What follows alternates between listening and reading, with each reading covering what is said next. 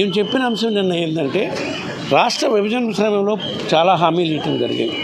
ఆ హామీల విషయంలో కానివ్వండి, ఇంకా రాబోయే రోజుల్లో జరగబోయే అభివృద్ధి కార్యక్రమాల కోసమైనా కానివ్వండి, లోక్సభలో కానివ్వండి, రాజ్యసభలో కానివ్వండి, మా పార్టీ అధ్యక్షుడు ముఖ్యమంత్రి జగన్మోహన్ రెడ్డి గారు ఇచ్చే ఆదేశాల ప్రకారం అన్నిటి మీద పోరాటం చేస్తాము.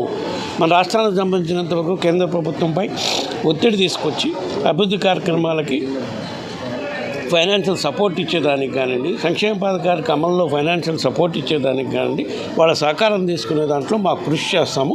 అందులో భాగంగా ఈ కంబైన్డ్ క్యాపిటల్ హైదరాబాద్ అనేది మా విశాఖలో పరిపాలనా రాజధాని మార్పు జరిగేంత వరకన్నా దాన్ని ఎక్స్టెండ్ చేయమని రెండు ఉభయ సభల్లో కూడా కోరతాము. ఈ అంశం మా పార్టీ నాయకుడు, మా అధిష్టాన వర్గంతో కూడా చర్చించుకున్నాక ఎట్లయినా ఎలక్షన్ తర్వాతే కదా చట్టసభలో ఫామ్ కాబోయేది, రాజ్యసభ కానీ లోక్సభ కానీ, అప్పుడు ఒక నిర్ణయం తీసుకుని తప్పకుండా దానిపై ఏ విధంగా ముందుకు పోవాలని ఆలోచన చేయటం అయితే జరుగుతుంది. ఇన్ని సంవత్సరాలు అనేది ఏమన్నా పోరాటం జరుగుతుందా సార్, లేకపోతే చూద్దాం. ఇప్పుడు మనం విశాఖ నుంచి పాలన కొనసాగించడానికి మేము రెడీగా ఉన్నాం. కానీ ఒక రోజులో వచ్చి ఇక్కడి నుంచి పాలన కొనసాగించాలంటే ముఖ్యమంత్రి గారు వచ్చి పాలన కొనసాగిస్తారు. కానీ ఆల్ డిపార్ట్మెంట్స్ అన్నీ తరలి రావాలంటే ఇక్కడ దానికి సరిపడా హెచ్ఓడీస్ కూర్చోవడానికి సెక్రటరియట్ వాళ్ళందరికీ కూడా ఏర్పాటు చేయాల్సిన అవసరం ఉంది. అది ఒక్క రోజులో అయ్యే పని కాదు. కాబట్టి కనీసం అంటే ఒక 2 సంవత్సరాలైనా పడుతుంది. కాబట్టి అప్పటిదాకైనా మనకు పరిపాలనా రాజధాని, ఎందుకంటే చాలామంది ఆఫీసర్లు కానివ్వండి, చాలామంది ఉద్యోగస్తులు కానివ్వండి ఈ రోజుకి అమరావతి నుంచి రోజు హైదరాబాద్ నుంచే వస్తున్నారు. అంటే వారానికి ఒకసారి పోయి రావటం, ఎవ్రీ వీకెండ్ పోయి ఆ పరిస్థితి అన్నాళ్ళని కంటిన్యూ చేసుకుంటాం. రాష్ట్రం విడిపోయి 10 ఏళ్ళు అయింది. మనకంటూ ఒక రాజధాని నిర్మాణం చేసుకోవాల్సిన అవసరం ఉంది. దానికి అన్ని విధాల అభివృద్ధి చెందిన విశాఖ నగరం ఉంది. కాబట్టి ఈ నగరాన్ని బేస్ చేసుకొని మనం రాజధాని పాలన కొనసాగించుకుంటే ఉద్యోగస్తులకు కూడా అన్ని సౌకర్యాలు ఉంటాయి. దాన్నే చెప్తుంది. అమరావతి రాజధాని విషయంలో 3 రాజధానులని బొత్స సత్యనారాయణ గారు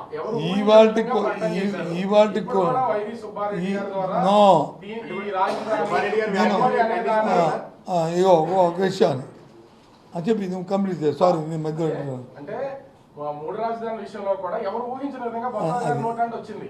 అది అనుకున్న విధంగానే 3 రాజధానులు సీఎం గారు ప్రకటించారు. ఇప్పుడు కూడా వైవి సుబ్బారెడ్డి గారి ద్వారా కేవలం ఉమ్మడి రాజధాని కావాలనేది ఒక లీడ్ అనుకోవచ్చా? అయిపోయిందా నేను చెప్తానండి. అయిపోయిందా? బొత్స సత్యనారాయణ మాట్లాడినప్పుడు దాన్ని ఎవరైనా మా పార్టీలో ఖండించారా? మా పార్టీలో ఈ మాట అనలేదని చెప్పారా?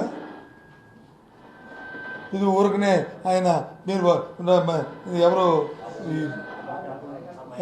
ఈ ప్రతిపక్షాలు వక్రీకరించాయని చెప్పారా? లేకపోతే మీ మీడియాలో వచ్చి వక్రీకరించాయని చెప్పారా? చెప్పలే కదా. ఇవాళ చెప్తాను కదా, మీరు నాయకులు కొన్ని ప్రచార సాధనాలు దాని నుంచి వక్రీకరించాయని ఆయన అనలేదని చెప్తాను కదా నేను. దానికి దీనికి ఎంత వ్యత్యాసం ఉంది? అది ప్రభుత్వ విధానం అని చెప్పాను కదా, మా పార్టీ విధానం అని చెప్పాను కదా. ఇప్పుడు చెప్తున్నాం కదా, మా పార్టీ విధానం అది కాదు, మా పార్టీ మాటలే కాదు. ఆయన అనలేని మాటల్ని కొన్ని మీడియా ఛానల్స్ ఉద్దేశాన్ని వక్రీకరించాయి. ఆయన ఉద్దేశం ఏంటంటే విభజన చట్టంలో ఉన్న అంశాలు ఏమున్నాయో, ఏవైతే అప్రస్తుతంగా ఉన్న ఏ అంశాలు ఉన్నాయో వాటిని పరిష్కారం చేయడానికి ఒక బాధ్యత తీసుకుంటే బాధ్యత ఒక పార్లమెంట్ సభ్యుడిగా ఎన్నికైన తర్వాత అనే మాటని అన్నారు. అందులో వచ్చి ఇది వచ్చింది. అవును, 10 సంవత్సరాలు ఉమ్మడి రాజధానికి ఉన్న నేపథ్యంలో అక్కడ నుంచి అర్ధరాత్రి 10 పారిపోయి వచ్చాడు చంద్రబాబు నాయుడు. అవి పరిష్కారం కాకుండా ఉన్నాయి, అవి ఉంటే బాగుండు అనే భావం వచ్చేటట్టు అన్నారు ఆయన. దాన్ని మీరు వక్రీకరిస్తారుగా.